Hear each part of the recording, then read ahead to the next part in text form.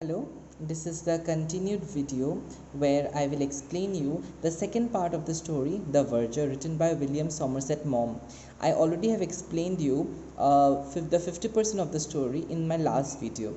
In the last video, what did I say? I told you that Albert Edward Foreman worked for 16 years in the church. Alright, after that the new vicar found out that the verger was not literate. He doesn't know how to read and write, and he gave him 3 months of time that you study hard and at least learn how to read and write and continue your job. But the verger was very adamant. He said, no sir, I'm so sorry, for 16 years if I did not require reading and writing, I will not require forever, and therefore you better find my replacement. I will not work here, he said very firmly. But inside he was also worried, because what he will do, where he will go at this age, how he will earn. He was quite worried because he is not literate, therefore nobody will take him into job. So what he is going to do? He cannot be a butler again or a page boy like what he did 16 years ago before he joined the church. So what he's going to do? So now he's reflecting. Politely, Albert Edward closed the door and stepped out. Though he maintained his dignity in presence of the vicar and church warden, after coming out, he was shaken and upset. Being immersed in sad thoughts while walking home, he took a wrong turn. He did not know what he should do regarding a job. He did not know where to go, and he didn't know when to go back to domestic work. Though he had some savings that would run out soon, he had never thought about his situation would ever come in his life, and he was tired and wanted a cigarette to comfort him. He looked for a shop to buy a packet of cigarettes. He could not sight one and walked further. It was long street with all kinds of shops, but not a single one sold cigarettes. He found it strange and checked again. There wasn't a single shop selling tobacco. He reflected that a person with a small shop selling tobacco would be able to do well. He wonders how things come to a person suddenly when the expectations are least. When all the doors close by, God opens one door. So when he was interested in smoking, he was thinking that I'm really tense, I need to smoke. He found that in the entire street of London there was not a single tobacco shop, and that's how he got the idea of opening a small stall of tobacco with newspaper, so that people will read newspaper and also smoke. He made a decision. Reaching home, he constantly thought the matter from all aspects. The next day he went to the same street and found a little shop to let. He took it, and after a month on leaving St. Peter, he set up in business as a tobacconist and a news agent. In a year's time, his business was doing well, which made him think about taking another shop and entrusting the runner of it to a manager.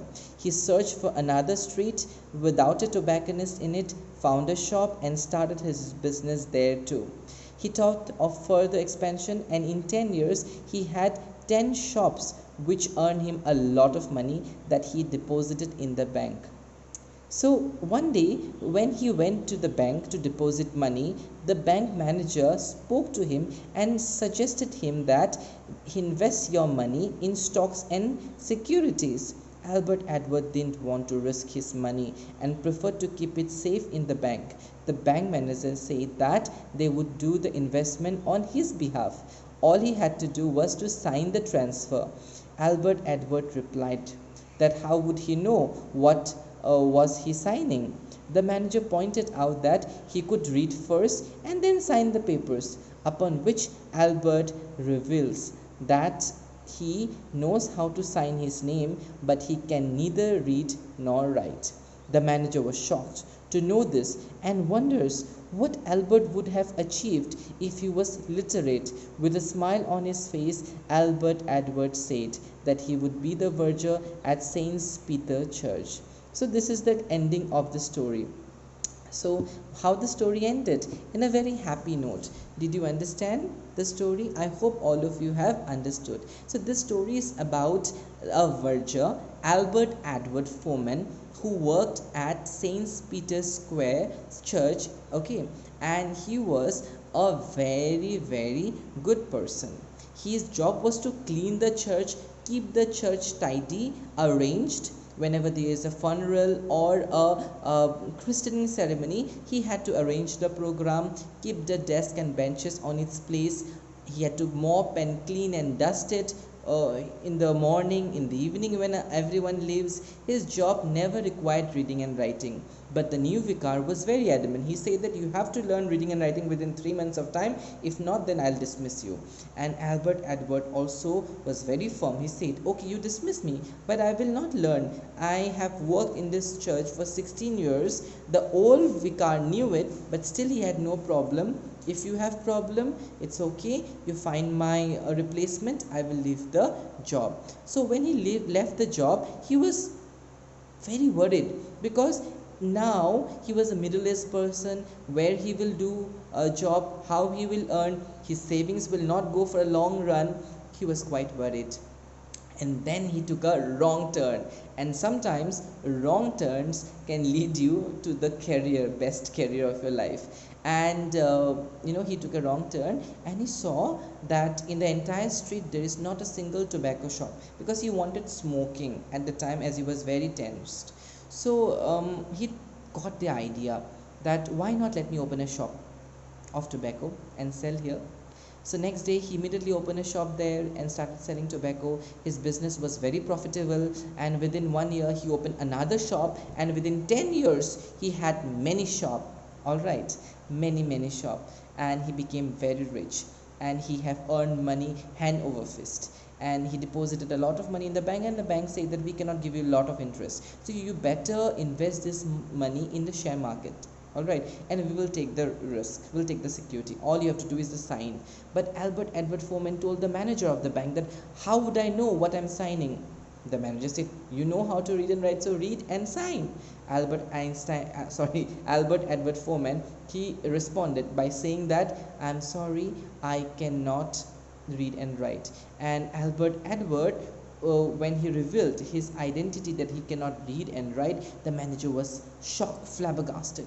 He said that being such a rich man, if you don't know reading and writing, if you know reading and writing, what would you have become? And sarcastically, Albert Edward Foreman replied, I would have been the verger at St. Peter's Church at Neville Square. Okay, so sometimes when you think that all the doors are closed, God opens the door. You have to hard work and earn your living through that door. Okay, so never lose hope in your life when you are not able to succeed in the first round. In the second round, definitely you will be able to attain your success. I hope you have understood the explanation of the Verger. This was a detailed explanation of the Verger. I hope you have been able to read it. I have also given you the photograph of the chapter Verger. Please read line by line, and if you find anything that you have not understood, let me know. I will help you out again. Thank you for watching the video.